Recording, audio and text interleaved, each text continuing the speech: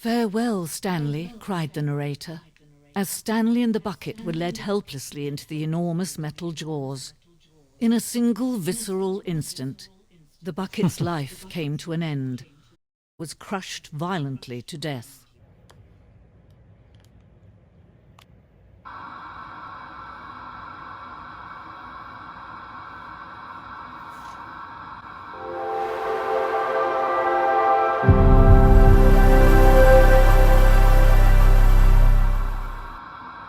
Once and for all. Coming to a staircase, Stanley and the bucket walked upstairs to the boss's office.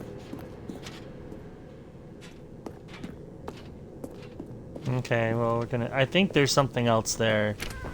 We're gonna do this with the bucket, though, and see it's Stepping different. into his manager's office, Stanley was once again stunned to discover not an indication of any human life. Crushed by the weight of this revelation, Stanley may have broken down into an emotional dumpster fire if not for the soothing presence of the bucket.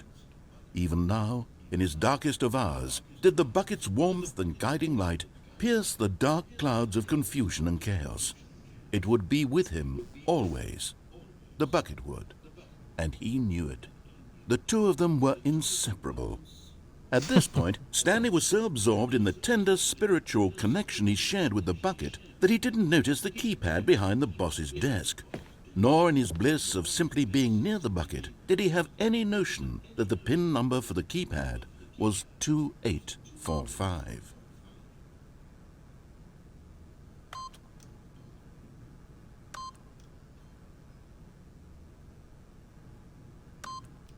But Stanley guessed the correct code by sheer luck. Was it that the bucket knew all along? Was the bucket guiding him? Yes, this is certainly the most logical explanation.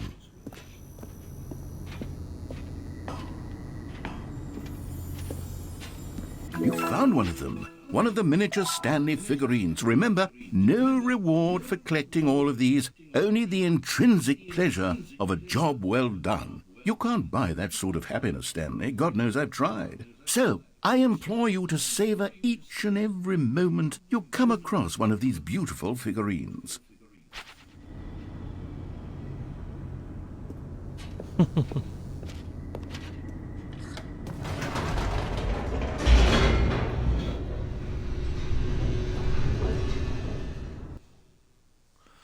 Okay, so I'm going to basically the original ending. The S downward, with the bucket. plummeting towards an unknown fate.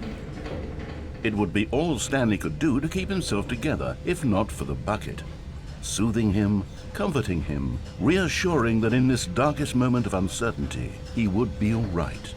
The bucket is here for you, Stanley. Everything will be fine. Stanley and the bucket walked straight ahead through the large door that read, Mind Control Facility. Although this passageway had the word escape written on it, the truth was that at the end of this hall, Stanley and the bucket would both meet a violent death. We're gonna The still door go behind see. them was not shut. Stanley and the bucket still had every opportunity to turn around and get back on track. At this point, Stanley and the bucket were knowingly walking forward into a very painful death for each of them.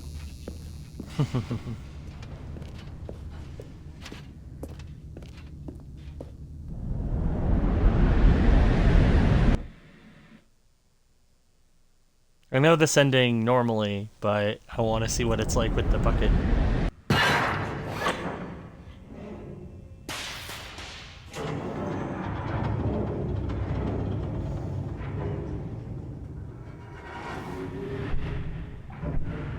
As the machine whirred into motion and Stanley and the bucket inched closer to their demise, Stanley reflected on how meaningless the bucket's warmth and comfort had turned out to be.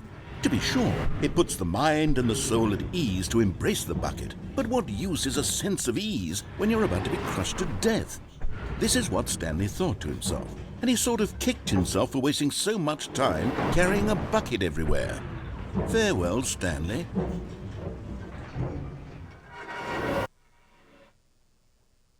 "Farewell, Stanley," cried the narrator, as Stanley and the bucket were led helplessly into the enormous metal jaws. In a single visceral instant, The bucket's life came to an end, was crushed violently to death.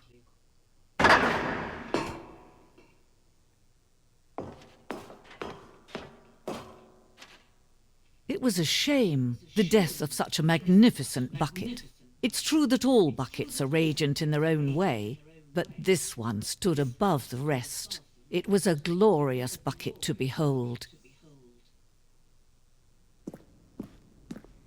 The bucket welcomes you to the grand exhibit.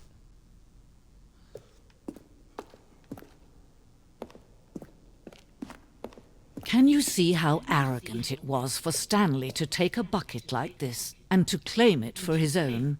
Can you see the hubris that blinded him? Can you see that the bucket is far more noble than Stanley will ever be in his short life?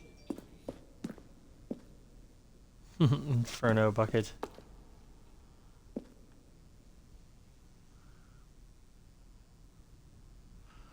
The stress bucket.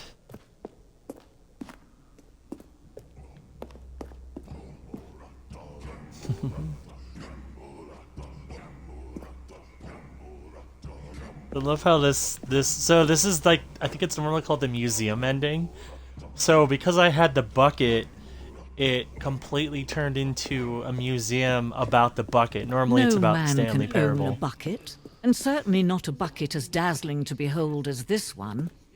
It is man who should kneel before the bucket.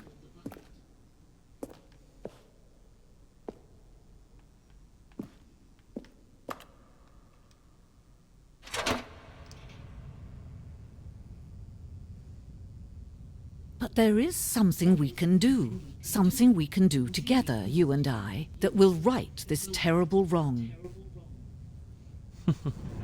Let Stanley die. Let him be crushed by the machine. Don't reset the game. Don't give him another opportunity to run off with another beautiful bucket. We can save the world's buckets from their treatment as tools and implements if only we let Stanley die together. The bucket shall take its place as ruler, as leader, as commander of a new world, a new vision.